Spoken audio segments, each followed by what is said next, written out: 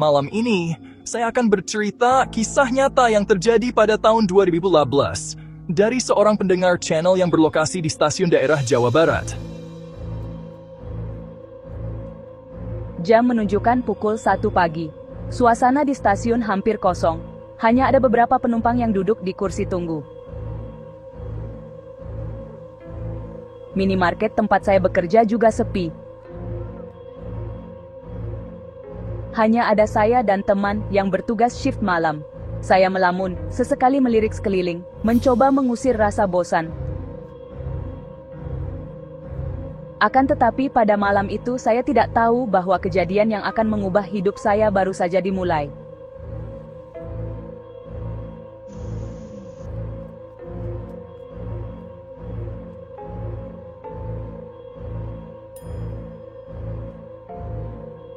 Ketika saya melirik ke arah ruang tunggu.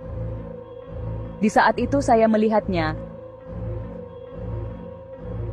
Sosok wanita. Berpakaian gaun putih panjang dengan rambut hitam tergerai. Dia duduk tenang, seakan tak ada yang aneh. Saya sekilas berpikir itu hanyalah penumpang biasa yang sedang menunggu kereta, jadi saya tidak terlalu peduli.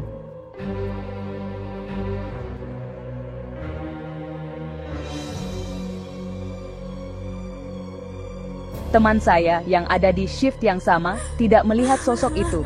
Saya kembali melanjutkan pekerjaan saya tanpa berpikir lebih jauh. Beberapa detik kemudian, saya menoleh lagi ke arah kursi tempat wanita itu duduk. Sosok wanita itu sudah tidak ada.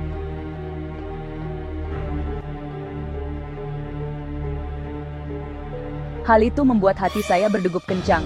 Weh, kok hilang? Apa itu tadi? Pikir saya. Tubuh saya terasa dingin. Saya berusaha menenangkan diri, tapi perasaan aneh itu mulai merayap.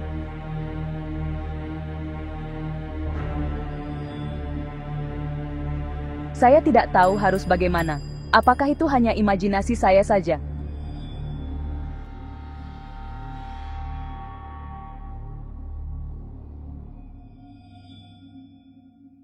Sekitar 30 menit kemudian, saya kembali melirik ke ruang tunggu. Sosok wanita itu muncul lagi, kali ini berdiri menghadap ke arah lain, membelakangi saya. Gaun putih lusuhnya tampak samar di kejauhan. Tapi anehnya, tidak ada satupun penumpang lain yang terlihat melihat sosok itu. Saya memanggil teman saya dan bertanya, "Hei Rangga, kamu lihat nggak itu?" Ucap saya, dan dia hanya menggelengkan kepala. Tiba-tiba, dengan cara yang aneh, sosok itu mulai bergerak.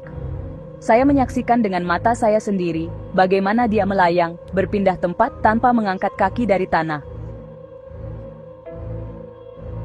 Rambut panjangnya yang hitam terayun perlahan, seolah-olah dia terhanyut dalam arus yang tak terlihat. Saya bisa melihatnya dengan jelas, dan tubuh saya terasa kaku. Sosok itu bergerak dengan perlahan, menuju arah rel kereta api. Saya bukan orang yang penakut, tapi pada saat itu juga saya merasakannya.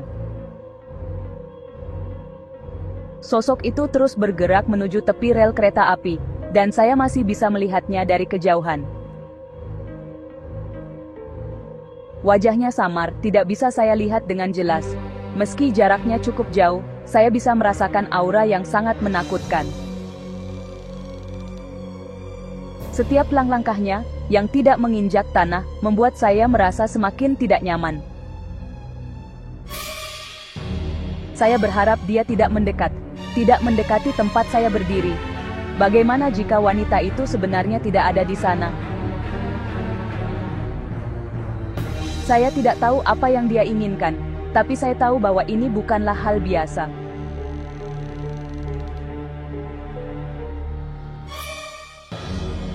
Saya berusaha untuk tetap tenang, berusaha melanjutkan pekerjaan meskipun tubuh saya terasa berat. Setiap kali saya menoleh, saya masih bisa melihat sosok itu di tepi rel.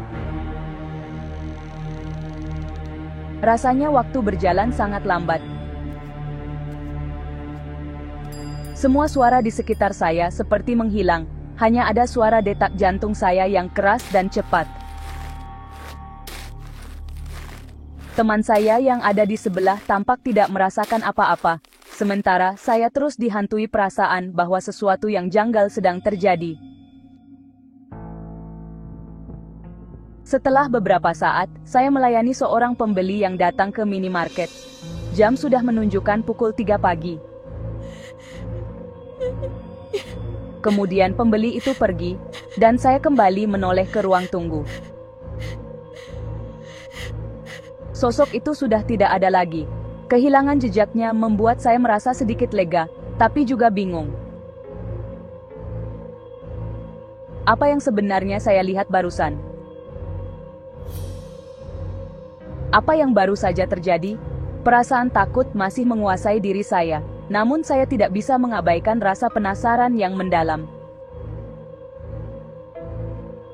Hari itu, saya masih tidak bisa melupakan kejadian malam itu. Apa yang sosok itu cari? Apa yang dia inginkan? Saya tidak tahu jawabannya, dan mungkin tidak akan pernah tahu.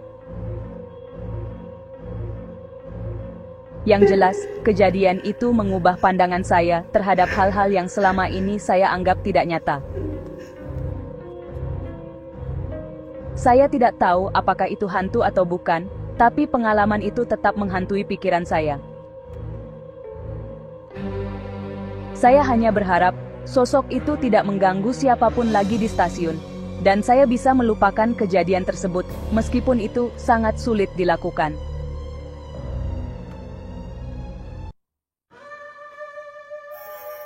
Barusan adalah kisah nyata yang dialami oleh pendengar kami. Jika Anda memiliki pengalaman yang serupa atau memiliki cerita lain, bisa langsung tulis di kolom komentar. Siapa tahu, kami akan membawakan kisah yang Anda alami di kemudian hari. Untuk itu, ayo bantu kami membangun channel ini dengan cara like dan subscribe. Terima kasih sudah menonton, dan sampai jumpa lagi!